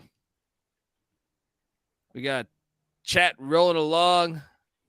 Got everyone in there. Weehawk. There's Weehawk. Dick Gersberger, GBO Arms. Chatter's rolling along. All right. Let's hop on over and talk about the next one, because the next one is the Texas A&M Aggies, which, I mean, how fun is this going to be, guys? Whether it goes great or whether it goes bad, it's going to be fun. Anytime you get two asshole coaches on the same staff, yeah, two. You might be able to argue more than that. They could start yelling at each other. Yeah, you got Adazio on that staff. You got DJ Durkin. You got there's C4 everywhere on the sidelines. Oh my god! Just waiting for something to ignite. The non-con, pretty terrible. Actually, I would love to know the combined records of these teams a year ago, because New Mexico won like 2 games, right? Miami won 5. ULM won 2, 3. And Something then like that. Abilene Christian in the FCS on November 18th. That is absolutely awful. They will have, by the way, they will have more fans at the Hard Rock Stadium than Miami will. Agreed. 4-0. What happened in that Miami game? Did Miami dress that up, or did A&M dress that up? No, I mean, it was an ugly win, but A&M dominated it. A&M 17-9. I feel like that score was misrepresented somehow, but it sounds like you're right. I feel like Mario Cristobal, he pulled a classic Narduzzi. He just kept settling for field goals. And it's like, you realize it's a 4th and 2 here. You're down. It's like, you guys, need I'm touchdowns. dressing this up. Yeah. So 4-0. I agree. Yeah. That's a great way to not have the C4 ignite. Then they're home to the Auburn Tigers. Then they have that filthy game at Jerry's World, September 30th. Then they're home to Alabama. Then they're at Tennessee. 5 games in the state of Texas in their first 6. First half of the season's pretty comfortable. I have them beating Alabama. I want them starting 6-0. I don't know about and then losing at Tennessee. Shout out. You're going to lose one of those. If it's not Tennessee, it's Arkansas. If it's not Arkansas, it's Bama. If it's not that, it's they're going to lose 2. They might lose 4. Really? Arkansas, Alabama. I thought Mr. Recruiting Rankings over here. I'm buying into A&M. Maybe I shouldn't, but I'm buying into him this year. This is the one situation where, recruiting rankings, I feel like is very poorly reflective of the actual team. And yet they almost beat Alabama last year. I got them 6-1 heading into the bye week. Maybe you can talk me into 5-2, but 5-2 is where I got. Wait, okay. Into the bye week. Yeah. Okay, yeah. Into the bye week. After the bye week, they're home to South Carolina. They're at Ole Miss. They're home to Mississippi State. They're home to Abilene Christian. Then they're at LSU. Guys, this is a nice schedule, man. I have them on the over. I think they're a 9-win team. I think they're going to go 9-3, maybe even 10-2. If they beat Alabama, I think they can go 10-2. I see it. Worst case scenario is probably 8-4. Well, worst case scenario is that it's a powder keg goes boom. Worst case snenario 4-8. I will certainly not lock this one, but you know what? I am going to lock it because I agree. I think even if things go bad and they go 8-4, it's a push. But I see this as a 9-win team with the potential of even more. So they return the offensive line. I'm with you. Should we lock it? I'm with you. Let's go. All right. This team is fucking road rash face. Let's go. Lovingly known as Texas 8-4, but we're got them at Texas 9-3, and we're triple. This team was 5-7 last year. Yeah. We're gonna slap ourselves in the face at the end of the year. Lock it up over on A&M. Jumping now to the Tennessee Volunteers. So right now I have 3 locks in the SEC, and here's what's crazy. I think I got 3 more. Wow. Right? The Tennessee Volunteers win total sitting at 9.5. It's a lot, buddy. That's a lot. Now the non-con, for some strange reason, they have a game at Nissan Stadium taking on Virginia. That's deemed a neutral site game. Then they have the Governors of Austin Peay. The UTSA Roadrunners, which I'm sure 5 years ago they thought this would be it turns out to be their best game. And then who the fuck's the other team? Where were they? UConn. Hey, Jim Mora on homecoming, November 4th. 4-0. 4-0. Yeah. Could UTSA give them a little trouble? UTSA might be able to give them a game. I can see Frank Harris passing on that defense. That defense was ass last year. Tennessee's just so much more. No, Tennessee still wins that home environment. What's the score of that Virginia-Tennessee game in Nashville? That spread is 28 points. Ooh. Tennessee covers. I think they cover. I do too. Virginia sucks. Yeah. Unfortunately. So 4-0. Then we have SEC play at the Swamp, which we gave that one to Tennessee already, I think. Home to South Carolina on September 30th. They get a bye week. They're home to A&M, and they're at Alabama. 2 losses. I'll say 2 losses too. I think I already gave them wins over Florida and over A&M, so I guess I'm going 3-1. Whew. I don't feel great about it though. That's for sure. So I got them 6-2. Look, here's the thing about this. In the moment, I feel like this is a very fluid situation. We're not going pick for pick. You're not picking everything. You're looking at the aggregate here. Yeah. 6-2. Me and Petty C 7-1 for NC Nick there, and then at Kentucky, at Missouri, home to Georgia, home to Vanderbilt. I got to go 2-2 there. I only am going 1-3 there though. They could certainly go 1-3, but why? At Kentucky, at Missouri, Georgia, and Vanderbilt, they're better than 3 out of those 4 teams. Are they that much better than Missouri? Well, did they play them last year? But it was in. You have to go back to the last time they were at Faro Field. I guess that is a bit of a consideration. Why can't I fucking find Tennessee's schedule? Bottom line, I have this as either 8 or a 9-win team, so I'm on the under. I don't see them getting a 10. I got them beating. They beat Missouri 66-24 last year. That's a win. Okay. Vanderbilt's a win, and at Kentucky's a win. I got them 8-4. If they don't beat Georgia and Bama, they can't afford any other losses. Georgia and Bama. That is, if they don't beat I've actually, you kind of like, if you're a Kentucky fan, you're like, man, they have A&M and Bama back-to-back weeks, and then you got to come into Kroger and shop till you drop. They're gonna lose to Georgia and Bama most likely, but Bama's on the road. I think this number's right. I think it's between 8 and 9 wins.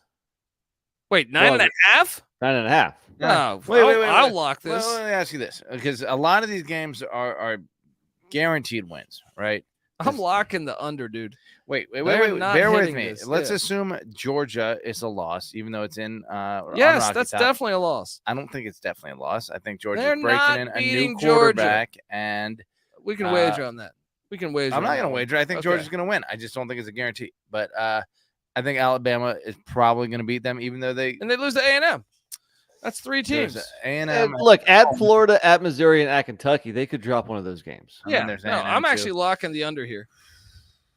The lock trade continues. I'm not going to lock it, but I'm on the under. I'm locking it, dude. I'm going to roll under too. It's borderline lock worthy. Oh, stop being such a sissy. I think this is the point where GBO Farms turns us off. Yeah. Are you locking it, baby? Let's lock it up. There we Let's lock go. You know, here's the There other we thing. go. Joe Milton. Milton. He has 10 times more talent than Hendon Hooker, you would think. Milton Bradley, right? Playing with his goddamn toys, right?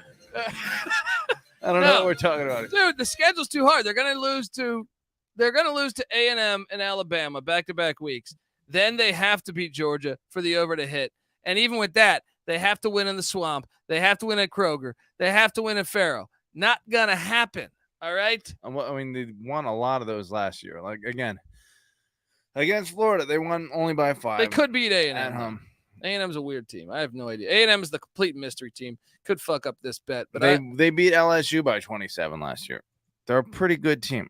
They squeaked by Pitt in overtime. I think Slovis got injured at half.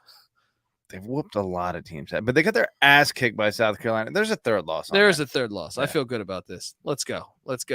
All right. Next, we jump over to the this one is a lock already. I've already been on VSiN talking about this one.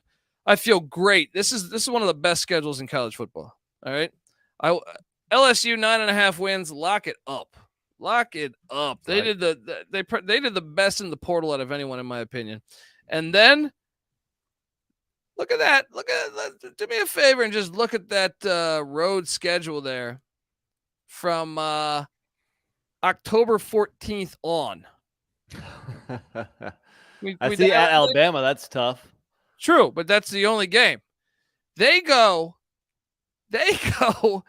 almost the whole season. I mean, that's unbelievable. This schedule's unbelievable. Shout out to Sank. You're doing great work. Brian Kelly slipped you. He slipped you. What did the guy in Shawshank Redemption do? Have some of my wife made a pie for you. Here's $10,000. All right. Look, buddy. Yeah, they still have Florida State, They're beating Alabama, Florida A&M, Ole Miss. There's still Florida. There's still some tough teams on the schedule. Florida's not tough. True, Florida isn't. No. It sounds tough though. These are talented teams that, like, you can't just look at this thing like they weren't good last year. These teams come up and they come down. When you have that much talent, one thing clicks, and then all of a sudden, Florida's better than Florida State. Florida State was a 10-win team last year. They won that game by 7. Well, I would argue that Brian Kelly year 2 is certainly going to click. I think it's the most talented roster in the SEC West. But it's not a cakewalk schedule. Yes, it is. is. It's a good schedule. When you only play one road game, I don't care who you are. If you only play one road game from October 8th, starting on October 8th until the end of the season, yeah, that is an easy fucking schedule. You play 0 road games non-conference. Although you could say Orlando is essentially a home game. It doesn't matter, though. When you go that long, if you can just get that momentum, you can even lose a game. You can even lose the Florida State game and you're fine. 9.5 is the number. Yeah, there's a lock. Let's go through it. Okay, the non-con, Florida State, which I love LSU's in this game. I think LSU's going to fuck them up. Home to Grambling. Hugh Jackson's the coach of Grambling. Enough said, right? Then home to Army on October 21st. Remember, Army's got to run out of the shotgun now. November 18th, they are home to Georgia State. I got them 4-0 in the non-con. You guys have heard me on this one a bunch of times. 3-1. They're losing to Florida State.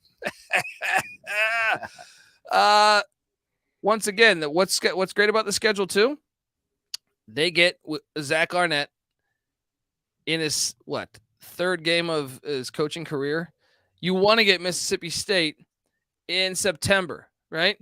So they get the first 4 SEC games at Mississippi State, September 16th, home to Arkansas, at Ole Miss, and then at Missouri. We had Missouri as the sneaky game there. It's a tough stretch. I'll even say they lose to Missouri. They lose one of those road trips. 3 out of those. Mississippi State, Ole Miss, and Missouri on the road, and then Arkansas at home. But you know what's coming up, They're and we've probably- already planted our flag. We already have LSU winning at Alabama. I do. So look, I think they trip up to Missouri. That's the one loss I have this team having. Then the next batch of SEC games are home to Auburn. Then they have basically 2 bye weeks before Alabama.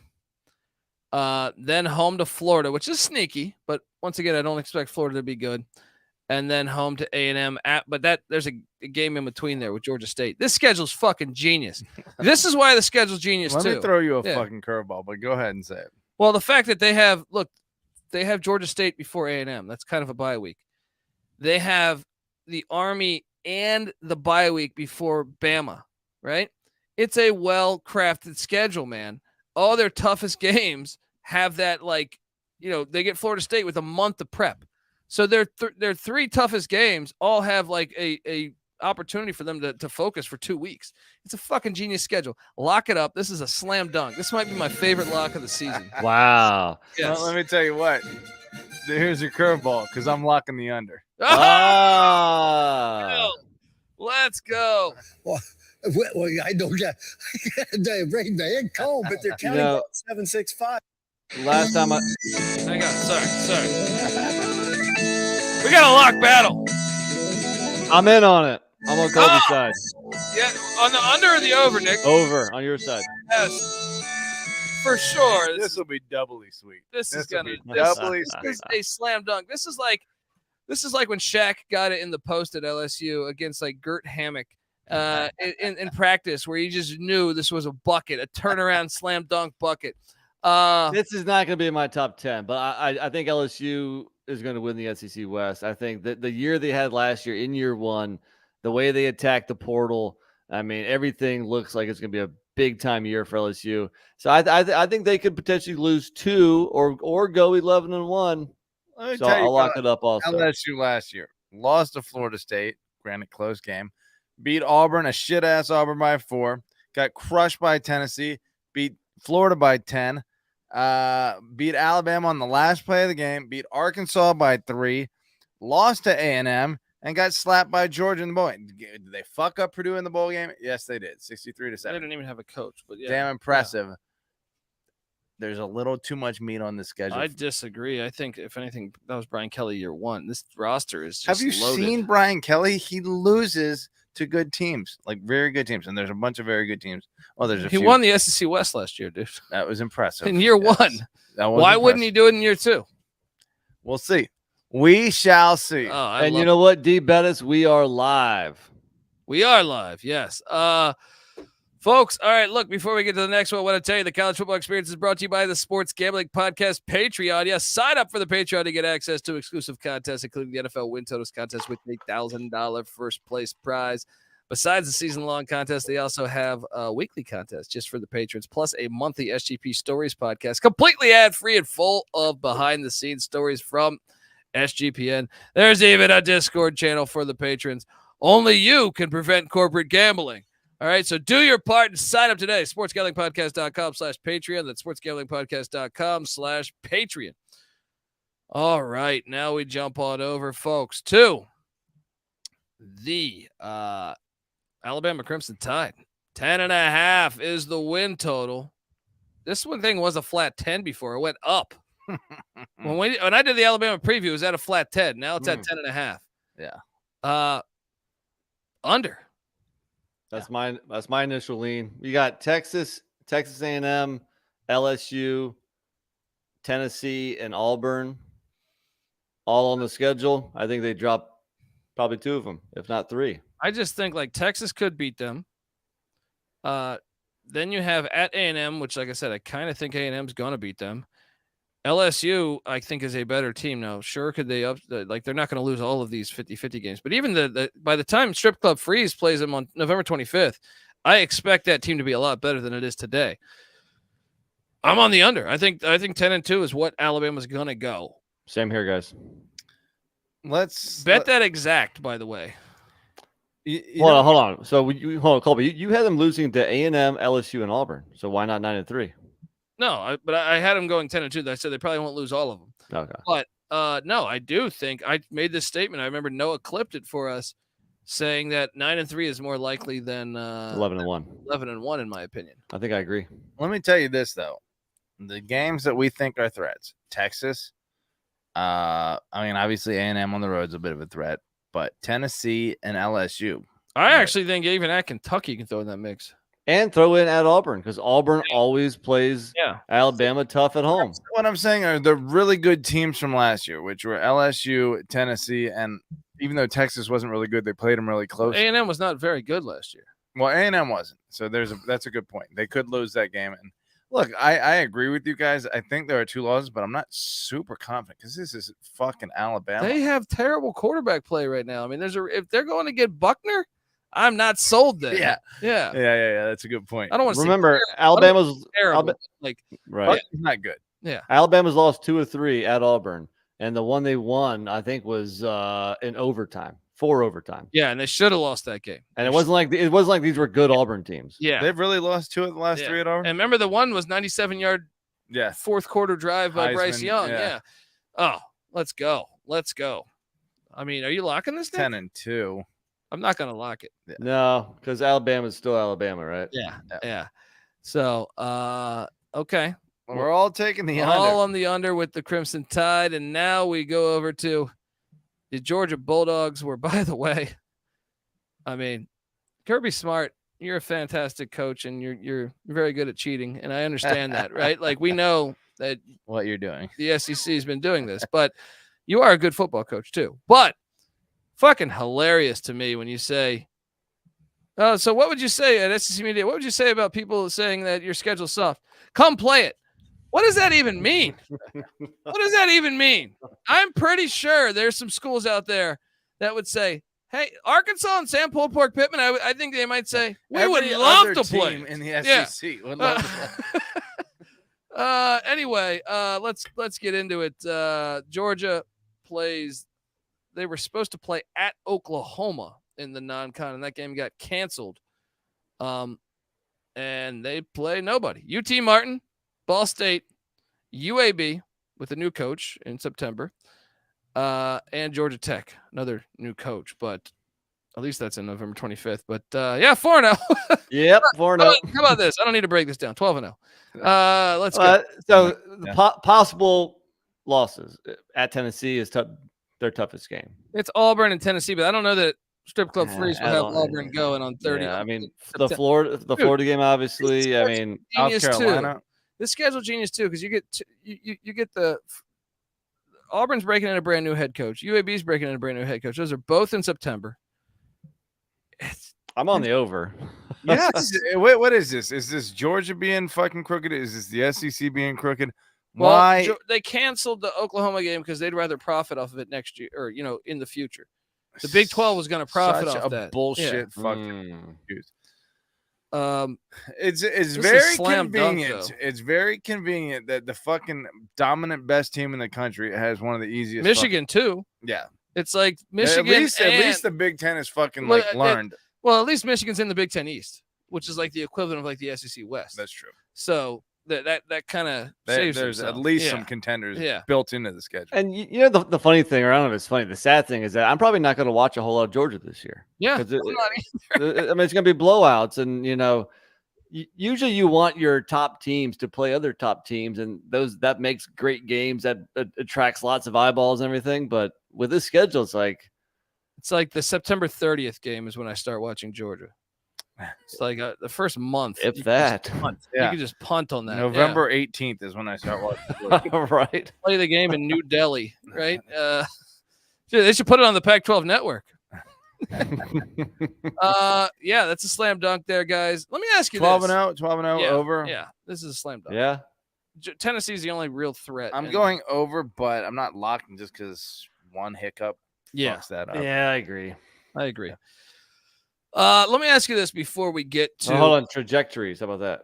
Oh, okay, yeah. Georgia's trajectory is Flat. I think we should put down because I think it's very unlikely that they win the next 2 national championships. But I guess I shouldn't. But it's flat.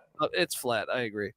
Tennessee's is up with Josh Heupel and the way that they're recruiting. Their NIL collective is fantastic. So for sure. What else do we have here? The Texas A&M Aggies. I put a steady just because there's a lot of explosives. This could go horrible or it could go fantastic. Yeah, I put us up, but maybe I shouldn't. I mean, we have to see how this year goes first, right? Yeah, for sure. Yeah. Alabama. I put a steady. Yeah. I was wondering if anybody was going to put down. No, because he could reload the following year. Completely. Have a dynamite year. Completely. Do you guys think Tolia Tagovailoa said that an SEC school offered him millions of dollars to play, but he didn't transfer? I to bet Maryland. all 14 or however many there are now. But he already was at Alabama, so they would know his phone number, everything, right? That'd be right. That would be easy, right? Yeah. Is he that good anyway? I mean, he's better than Buckner. Yeah. Or Milrose. Yeah, but anyway, guys, hold on. Before we get to our SEC championship projections, wait, we did all the schools too, right? We did LSU. Oh, right? Up for sure. Year 1, they win the SEC West. I wanted to ask you guys this though. Do you think we have a running clock? Think of the USFL if you watched it, which you probably didn't, listeners, but we did. Subscribe to the USFL Gambling Podcast. But there's a running clock this year. So they're talking about knocking off 20 minutes of game time, right? For each and every game in the country. Lame. Well, yeah, it is lame, even though NC Nick's I'm all for it. Yeah. Well, my point is, will that make it where the upset is more possible because you have 20 less plays? Yes. So you're telling me we should take the under on all the Georgia's going to lose a game this year because of that? Because not necessarily. Also, we should probably play more unders week 0 because the clock's going to be running. That's a good point, man. Yeah, it's a good point. More upsets or the unders? Probably more upsets. Probably more unders. Yeah, I don't know. We touched on this in the independent pod, I think. Colby and I talked about this on one podcast, and I agreed. I mean, the longer the game, the more time for the cream to rise to the top. Yep. The shorter the game, the more chances of something funky happening. Yep. So my Alabama under's looking better and better. All right. Garrett in the chat says, thought on the Michael Orr situation. Look, I thought that movie Blindside, when I saw it, was Hollywood bullshit. I really did. Like, I didn't even really want to see it. I think I was on a flight. Never watched it. Yeah. Me neither. It just was so over the top. Like, and I was a skeptic on it being a true story also. Like, and then so when this situation comes out, I thought the movie was nonsense too. I actually think, Hollywood hasn't done a good football movie in a long time, in my opinion. True. So best football movie ever made, Hollywood. Go. Rudy. Rudy or the program, right? Program's better than Rudy. Yeah, I don't know. Rudy's it depends. It depends because Rudy's like about one player, even though it's embellished, and he was offsides at the very end. But just think about what who's a guy, The Rock, not The Rock, but Rock. What's his name? Charles Dutton. Yeah, Charles. What he could have done if the transfer portal was there when he was playing. True. Remember, he was like nothing. Yeah. He would have hit the portal. Like, I rode the bench for 3 years. Yeah. He could have transferred out. He could have been playing at Georgia Tech or something. 100%. And Dorsey Levin, it worked for Dorsey Levins. He went from Notre Dame to Georgia Tech. You know what would have happened if the transfer portal was live and kicking back then? Griffin, the fullback for Vince Vaughn would have dipped Omar. Oh, yeah. He wouldn't have laid that sweet block at the end of the program. Got to pull Roger Dorn. Yeah, he got his career. That's right. The Vince Vaughn character was, you just summed up your entire sorry ass career on that play. He would have been gone, man. He would have transferred out. Yeah, no, it's the program. I didn't like We Are Marshall either, man. I thought that was like, even though I know that event is real, like I watched a little bit of that. I was more entertained by it than I thought I would be. Yeah. I didn't care for it. Okay, here's Any Given Sunday was fun. No, I didn't like. I didn't like terrible in its own right. I didn't like Any Given Sunday. The most overrated, in my opinion, is Remember the Titans. Yeah, this is the most overrated football movie out Or there. maybe, sorry, Garrett, Waterboy.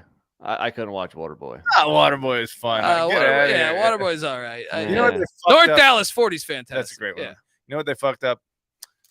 Friday Night Lights. They fucked it up. That is supposed to be a movie that makes you uncomfortable. Yeah. It's Hollywood. supposed. What about Varsity Blues? That's fun. I like Varsity. Well, Blues. Wildcats with Wildcats with are great. Woody Harrelson. Yeah. Let's What go. was the, All the right moves with Tom Cruise. There you Right? go. Some great ones. Tom Cruise as a football player. I mean, Necessary Roughness. Or Necessary Roughness is completely underrated. Yes. That is I'll put that as like top 3 football movie. Top 3 or 4. What about the one with Gene Hackman with the scabs? No, that one. What's that called? Replacements. It was supposed to be about the Redskins '87 season. They botched that. Oh, big time. I don't know, but I did like the kicker who's wiry. There's another one though in the '70s, right? Not besides North Dallas 40. Longest Yard. What about the Longest Yard? Huh? No. Is that the one they remade like in the 2000s? It was awful.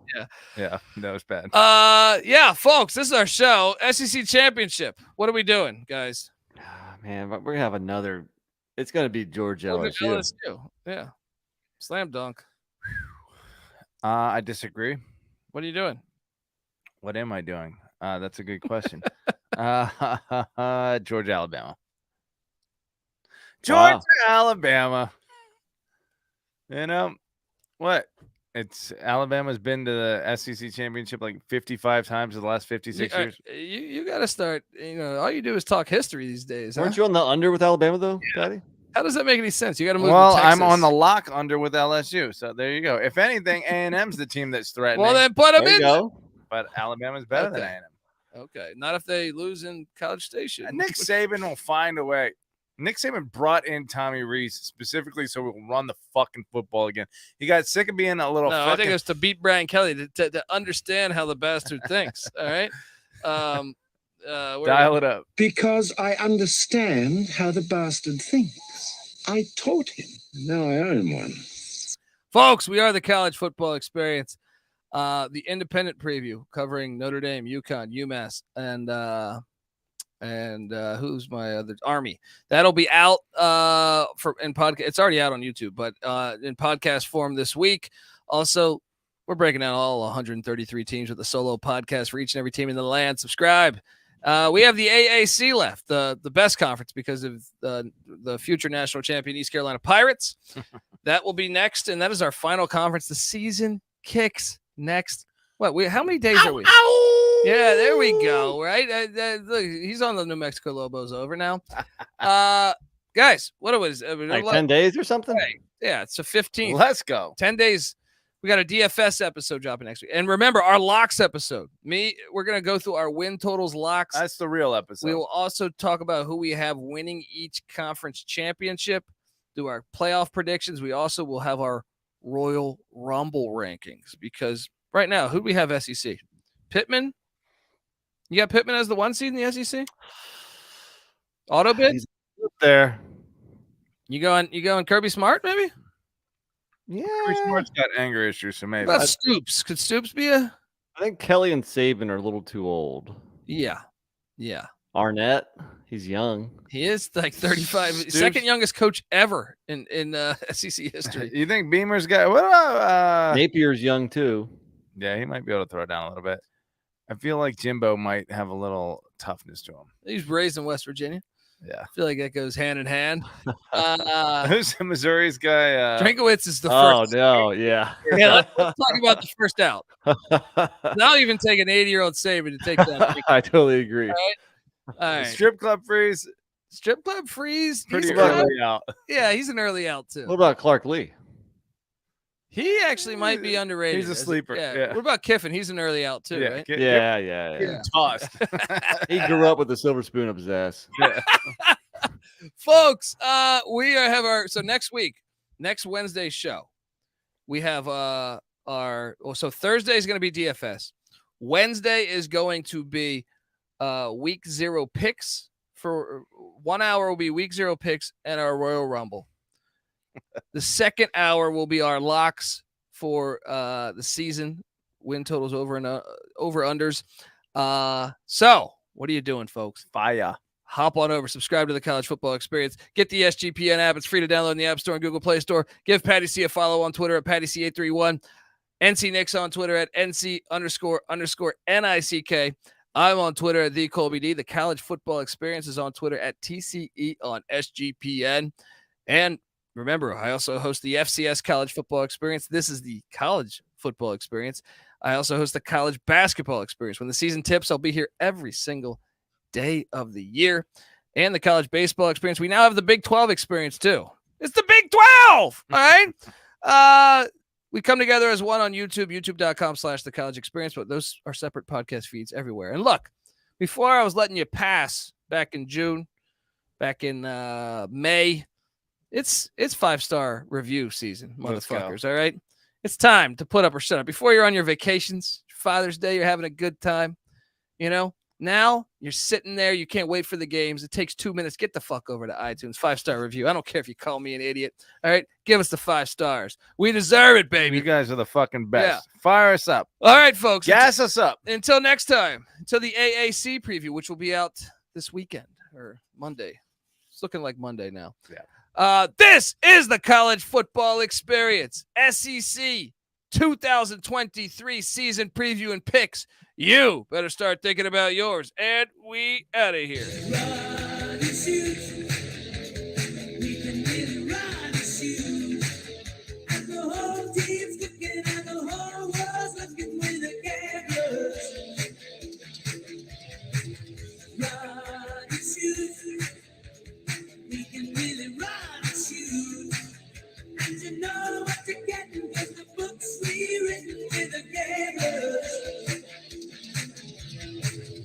Everybody's trying to stop this team, but we keep on knocking them dead. They make opposing coaches wanna cuss and scream and pull their hair right out of their head. Run and shoot.